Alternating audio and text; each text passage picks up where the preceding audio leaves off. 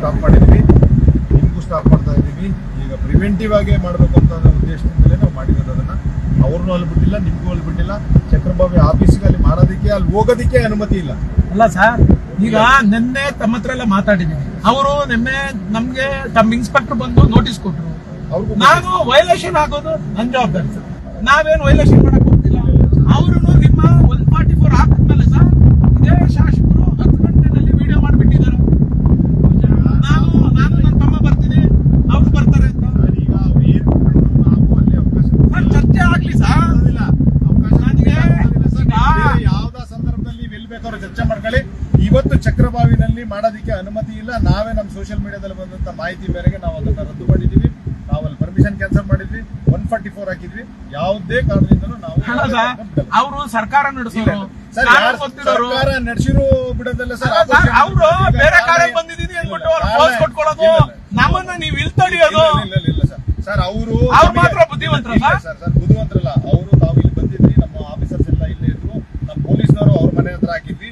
ಅವರು ಬೇರೆ ಯಾವ್ದೋ ಒಂದು ವೆಹಿಕಲ್ ಅಲ್ಲಿ ಬಂದಿದ್ರಿಂದ ನಾನೇ ನಿಂತ್ಕೊಂಡು ಅಲ್ಲಿ ತಡೆದಾಕಿ ಅವ್ರು ಯಾವುದೇ ಕಾರಣದಿಂದ ನನಗೇನು ಗೊತ್ತಿಲ್ಲ ಸರ್. ಬೆಳಗಿಂದ ಬೇರೆ ವೆಹಿಕಲ್ ಎಲ್ಲ ಬೈಕ್ ಎಲ್ಲ ಆಗಿದ್ದಕ್ಕೆ ಸರ್ ನಾವೇ ಅಲ್ಲಿ ತಡೆದಾಕಿದ್ವಿ. ಅವ್ರನ್ನ ಅಲ್ಲಿ ಬಿಡ್ಲಿಲ್ಲ.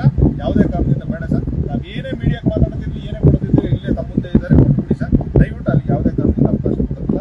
ಮತ್ತೆ ಅಲ್ಲಿ ನಾಳೆ ಅವ್ರು ಹೇಳ್ತಾರೆ ನಾನು ಚಕ್ರಬಾವಿಗೆ ಬಂದಿದೆ ಅಂತ. ಸರ್ ಈಗ ನಾನು ಚಕ್ರಬಾವಿಗೆ ಬಂದಿದ್ದೆ, ಅವ್ರ ಊರಂತೆ, ಅವ್ರ ಸೊಸೈಟಿ ಅಂತೆ, ಅವ್ರ ಆಫೀಸ್ ಅಂತೆ. ಸರ್ ಅವ್ರ ಆಫೀಸ್ ಆದ್ರೂ ಬಿಟ್ಟಿಲ್ಲ ಸರ್. ತಾವು ಹೋಗ್ಬೇಕು ಬಿಡಲ್ಲ ಸರ್. ಚಾನ್ಸೇ ಇಲ್ಲ ಸರ್. ಅವ್ರು ಎಲ್ಲಿವರೆಗೂ ಬಿಟ್ಟಿಲ್ಲ.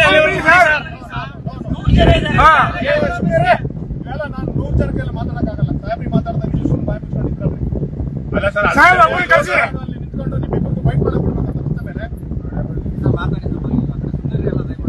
ಸರ್. ಈಗ ಅಷ್ಟೇ ಬೆಲೆಗೆ ಅವ್ರು ಹೋಗಿದ್ರಲ್ಲ ಸರ್.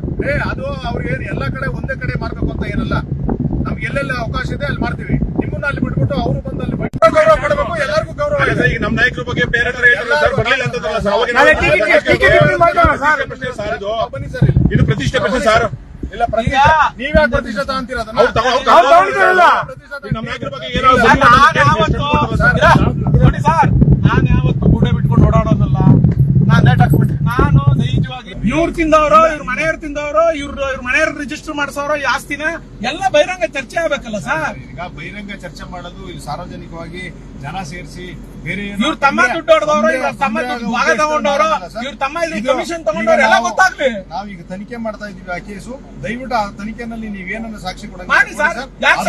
ಸರ್ ದಯಮಾಡಿ ನಿಮ್ಮನ್ನ ಕೇಳ್ತೀನಲ್ಲ ಸರ್, ಯಾಕೆ ಸರ್ 90 ದಿವಸ ಒಳಗಡೆ ನೀವು ಇದು ಬಿ ರಿಪೋರ್ಟ್ ಮಾಡ್ಬೇಕು? ಯಾಕೆ ಸರ್ ಆಗಿಲ್ಲ?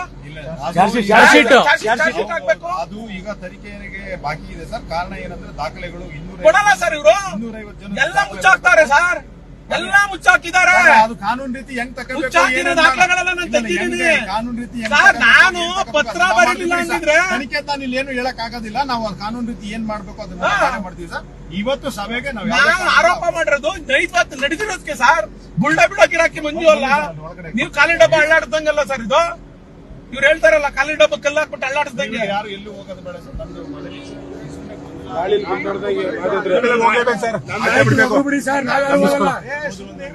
ಅವ್ರ ಒಂದು ಕಾನೂನು ಬಿಡಿ ಸರ್.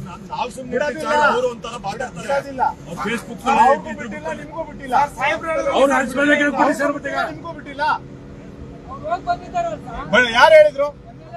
ಯಾರು ಹೇಳಿದ್ರಿ ಹೋಗಿದಾರಂತ? ಅಲ್ಸಿ ಬೆಲೆಗೆ ಹೋಗಿದಾರ ಸರ್.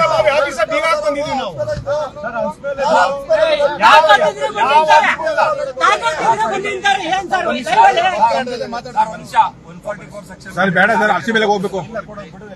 ಅನುಮತಿನೇ ಇಲ್ಲ ಅಂತ ಬಿಡೋದಲ್ಲ ಪ್ರಶ್ನೆ. ಅನುಮತಿನೇ ಮೀಟಿಂಗ್